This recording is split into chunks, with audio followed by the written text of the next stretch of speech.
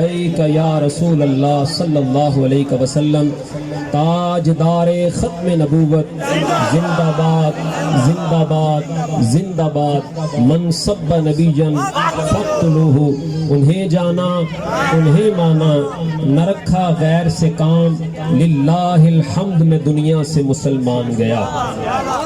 الحمدللہ آج وہ دن ہے کہ ہر چہرہ مجھے خوشحال اور خوش بخت نظر آ رہا ہے۔ میں سب سے پہلے آپ کو اس عید کی مبارک پیش کرتا ہوں جس عید کے صدقے میں اللہ نے باقی عیدوں کو وجود عطا فرمایا۔ عید میلاد مصطفیٰ پہ قرباں ہوں یہ ساری عیدیں، اسی ایک عید کا صدقہ ہیں یہ ساری عیدیں۔ جشن میلاد مصطفیٰ صلی اللہ علیہ وسلم کے بے شمار فوائد ہیں، ان میں سے ایک فائدہ یہ ہے کہ آج 1400 سال گزرنے کے بعد ہم جشن میلاد مصطفیٰ، جلوس میلاد مصطفیٰ، محفل میلاد مصطفیٰ سجا کر دنیا کو یہ بتاتے ہیں اگر ہمارے آقا کے بعد دنیا میں کوئی اور رسول آیا ہوتا ہم اس کے میلاد کا جشن مناتے، لیکن اتنا عرصہ گزرنے کے بعد آج بھی ہم آمینہ کے لال کا جشن مناتے ہیں اور اپنے عقیدے کو واضح کرتے ہیں کہ کائنات کا آخری رسول آمینہ کا لال ہے۔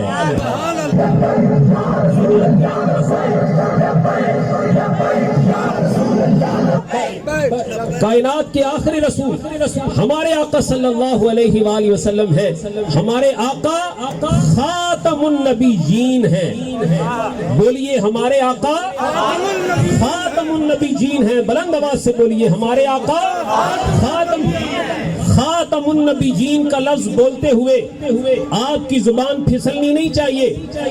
ایک بندہ دو گھنٹے انگلش میں تقریر کرے، اس کی زبان نہ پھسلے، دو گھنٹے جیو نیوز کی اینکروں کو انٹرویو دے، زبان نہ پھسلے، اور ایک لیڈر کی نقل اتارے، زبان نہ پھسلے، مگر لفظ خاتم النبیین بولتے ہوئے زبان پھسل جائے تو بات سمجھ میں آتی ہے کہ دال میں کچھ کالا کالا نہیں، پوری کی پوری دال کالی ہے۔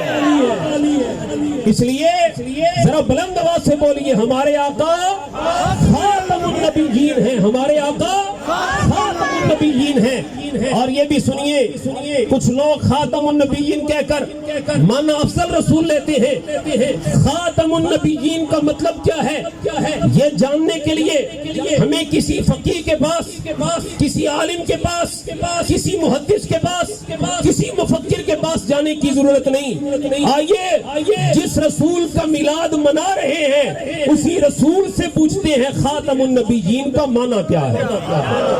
مدینے سے آواز آتی ہے انا خاتم النبیین لا نبی بعدی، فرمایا میں خاتم النبیین ہوں، میرے بعد کوئی اور نبی نہیں آئے گا۔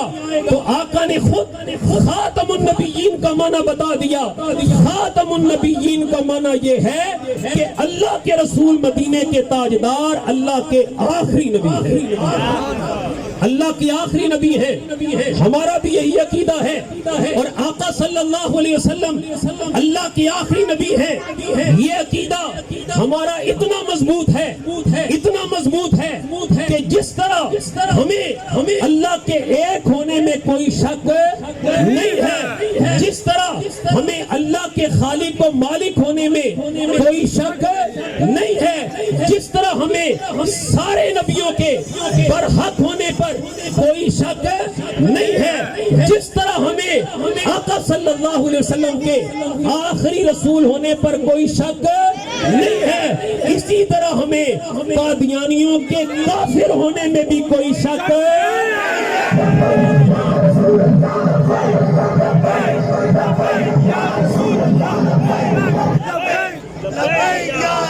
اسی طرح ہمیں قادیانیوں کے کافر ہونے میں کوئی شک نہیں ہے۔ آپ کی آواز اس طرح اوپر جانی چاہیے جس طرح پیٹرول کی قیمت اوپر جا رہی ہے.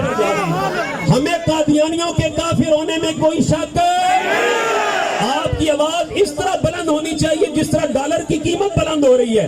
ہمیں قادیانیوں کے کافر ہونے میں کوئی شک ہاں جس کا یہ ارادہ ہے کہ ہم نے قادیانیوں کو اپنا بھائی کہنا ہے یا جس کا یہ ارادہ ہے کہ ہم نے قادیانیوں کو بھائی کہنے والوں کی حمایت کرنی ہے وہ چپ رہے. اور جس کا یہ عقیدہ ہے قادیانی کافر ہے وہ دونوں ہاتھوں کو بلند کر کے بولے ہمیں قادیانیوں کے کافر ہونے میں کوئی شک ہمیں قادیانیوں کے کافر ہونے میں کوئی شک. جس طرح ہمارا یہ عقیدہ ہے کہ قادیانی کافر ہیں اسی طرح ہمارا بھی یہ بھی عقیدہ ہے کہ جو آقا صلی اللہ علیہ وسلم کے بعد ائمہ اہل بیت میں سے کسی کے لیے نبوت مانے یا جو یہ کہے مصطفیٰ کریم کے وصال کے بعد حضرت علی کو نبوت ملی وہ بھی سارے کے سارے جہنمی اور یہ بھی سن لیجئے کسی کو پریشان ہونے کی ضرورت نہیں. پرچہ کٹے گا تو میرے خلاف کٹے گا اور الحمدللہ اب بھی مجھ پہ پرچہ ہے اور میرا جرم کیا ہے رقیبوں نے ربٹ کرائی ہے جا کے تھانے میں رقیبوں نے ربٹ کرائی ہے جا کے تھانے میں. کامران نبی کا نام لیتا ہے اس زمانے میں میرے قاری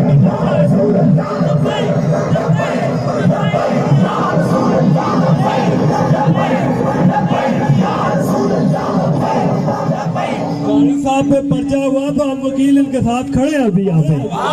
سبحان اللہ اللہ آپ کو خوش رکھے. اللہ اکبر.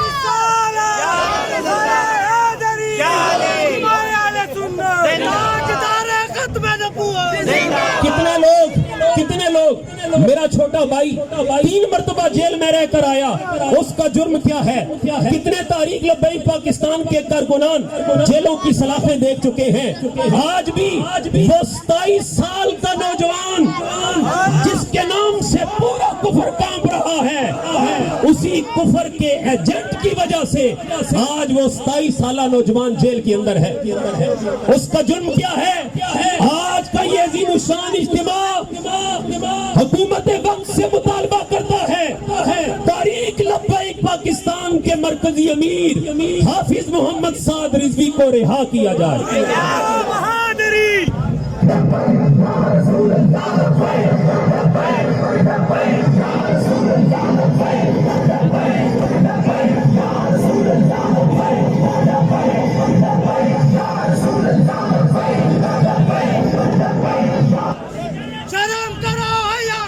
حافظ سعد رضوی کو رہا کرو.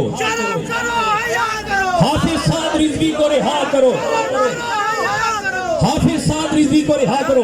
مگر یاد رکھیے مفتی صاحب فرما رہے تھے سیدنا یوسف علیہ السلام نے بھی جیل کی سلاخیں دیکھی ہیں. ہم نے بھی یہی دیکھا ہے کہ پاکستان کی جیلیں چوروں کے لیے نہیں ہیں, ڈاکوؤں کے لیے نہیں ہیں, نہ اہلوں کے لیے نہیں ہیں. نہ اہلوں کو تو پروٹوکول دے کر باہر بھیج دیا جاتا ہے, نہ اہلوں کو تو باہر بھیج دیا جاتا ہے. یہ پاکستان کی سلاخیں مصطفیٰ کے عاشقوں کے لیے ہیں. اور یہ بھی سن لیجئے ہم نے پہلے بھی ان سلاخوں کو قبول کیا ہے, اب بھی مصطفیٰ کے نام پہ دل و جان سے قبول کریں گے. اور یہ بھی سن لیجئے قادیانیوں کو کافر کہنا یہ میرا مذہبی حق بھی ہے اور قادیانیوں کو کافر کہنا یہ میرا قانونی حق بھی ہے. یہ قانونی حق بھی ہے. قادیانی کافر ہیں اس لیے کہ میں مسلمان ہوں اور قادیانی کافر ہیں اس لیے کہ میں پاکستانی ہوں. پاکستان کے آئین میں ہے, تھوڑی سی مہربانی فرمائیں, پاکستان کے آئین میں ہے کہ قادیانی کافر ہیں اس لیے قادیانیوں کو کافر کہنا یہ قانون کی خلاف ورزی نہیں ہے, قانون کی حمایت ہے. قانون کی حمایت ہے قادیانیوں کو کافر کہنا.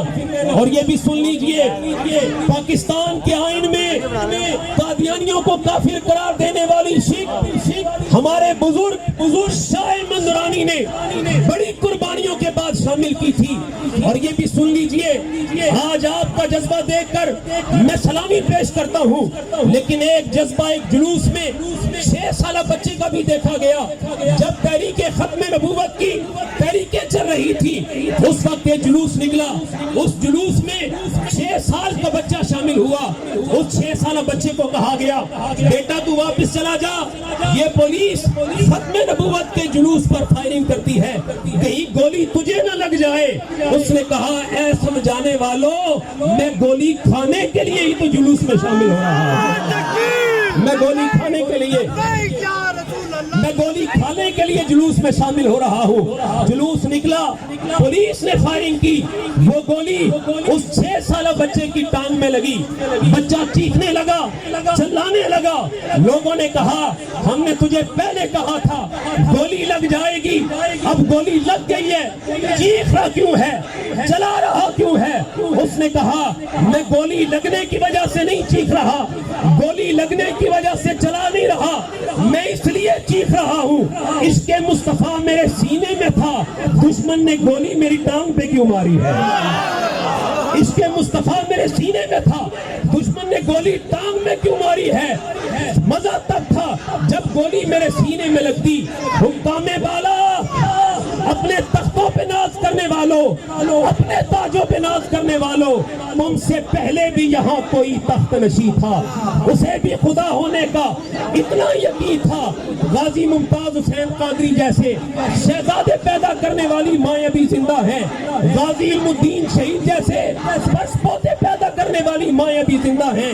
کہیں ایسا نہ ہو کہ کسی عاشق رسول کا ہاتھ تم تک پہنچ جائے۔ اپنے تخت کے نشے کو چھوڑ دو اور یہ سمجھ لو پاکستانی عوام پھٹ سکتی ہے، مر سکتی ہے، پر اپنے رسول کی عزت پر کوئی سودا نہیں کر سکتی۔ اب ذرا بلند آواز سے 2 نعرے لگائیے، تاجدار ختم نبوت، زندگی موت کا کوئی پتہ نہیں، نہ جانے اگلے سال یہاں پر کون ہو اور کون نہ ہو۔ ذرا ہاتھوں کو بلند کیجئے، آوازوں کو بھی بلند کیجئے، تاکہ یہ در و دیوار اس بات کے گواہ ہو جائیں کہ یہ لوگ عاشقان رسول اس انداز کے تھے کہ یہ تحفظ ناموس رسالت بھی کرنے والے ہیں اور عقیدہ ختم نبوت کا تحفظ بھی کرنے والے ہیں۔ تاجدار ختم نبوت